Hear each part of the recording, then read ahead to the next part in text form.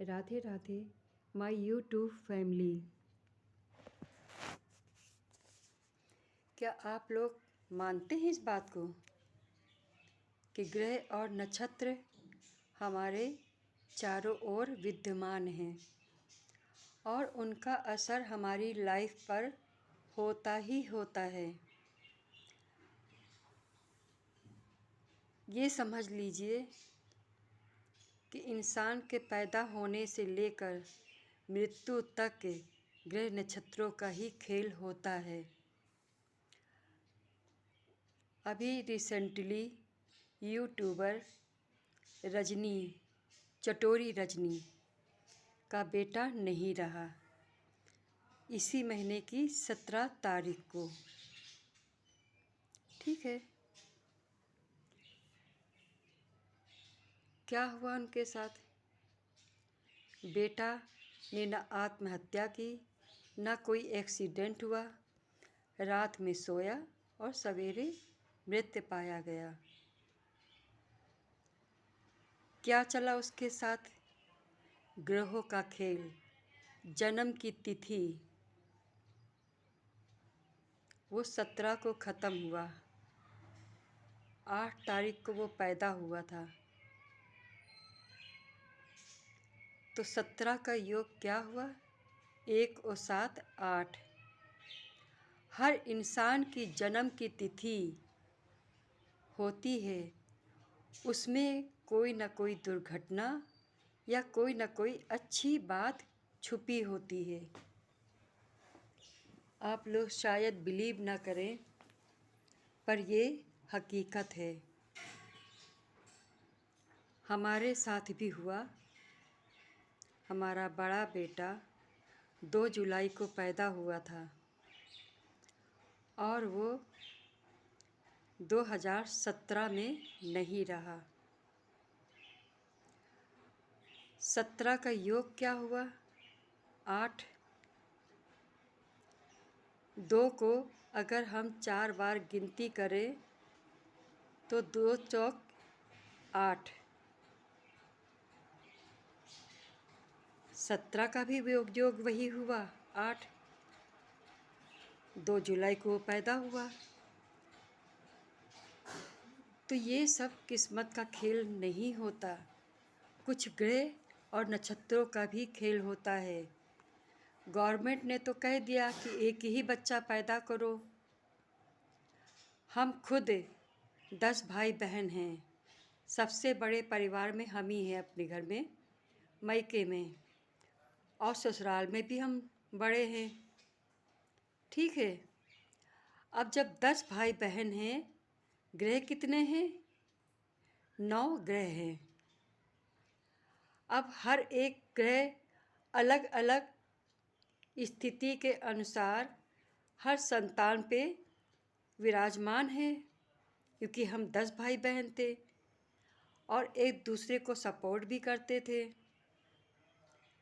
ग्रह डिवाइड हो गए। अगर किसी पे शनि की 7.5 अगर आ गई है तो आसपास के जो ग्रह हैं वो उसे सपोर्ट करेंगे, रक्षा करेंगे। लेकिन हो क्या रहा है आजकल? 1 या 2 बच्चे। ठीक है, कौन किसको सपोर्ट करेगा?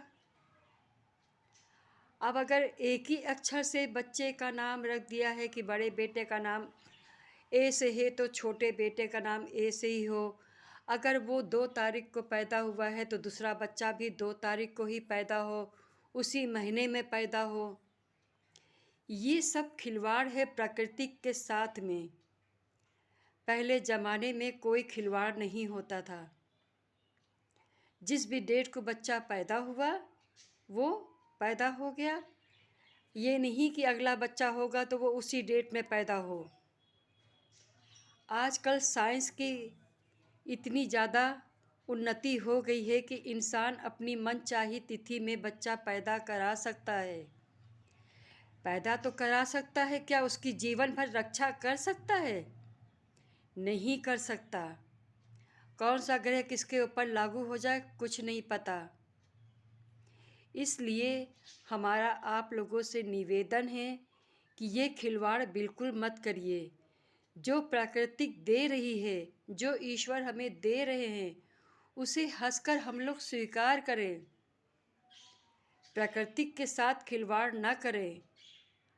आज प्राकृतिक से खिलवाड़ कर करके हम लोगों ने जंगल ख़त्म कर दिए, मकानों के जंगल तैयार हो गए। कहाँ से ये आबादी बढ़ रही है? सरकार ने तो बहुत रोक लगाया, 1 या 2 बच्चे, इसके बावजूद भी आबादी दिन पर दिन बढ़ती चली जा रही है। क्यों? क्योंकि हम लोगों ने ईश्वर का काम अपने हाथों में ले लिया। हम अपने मन से बच्चे पैदा करने लगे कि एक ही बच्चा पैदा करेंगे, हमारी जायदाद का एक ही वारिस हो। ठीक है, जायदाद का तो एक ही वारिस तुमने पैदा कर लिया। अब सारे ग्रह जितने हैं 9 ग्रह, वो उसके ऊपर हावी तो होंगे, वो ग्रह तो डिवाइड नहीं होंगे। आप लोगों से हाथ जोड़कर निवेदन है, प्राकृतिक से खेल मत करिए। जिस डेट में बच्चा पैदा होना चाह रहा है उसे होने दीजिए। अपने मन से डेट मत लीजिए कि हमें इस डेट में बच्चा पैदा करना है। हमने तो यहाँ तक देखा है, लोगों ने ज़बरदस्ती एक ही डेट में बच्चा को पैदा कराया। जो बच्चा पहली डेट में पैदा हुआ, दूसरा बच्चा भी वो उसी डेट पे पैदा कराना चाहा, पैदा कराया, लेकिन वो बच्चा मेंटली रिटार्डेड निकल गया। अरबपति वो फैमिली, वो हमारे जानने वाले हैं। क्या होगा उस बच्ची का जीवन? एक तो वो लड़की है, ऊपर से मेंटली रिटार्डेड है, और करोड़पति फैमिली, क्या उसका जीवन सहज होगा? जरा सोचिएगा इस बात पर आप लोग। फिर निवेदन है, प्राकृतिक से खिलवाड़ मत करिए।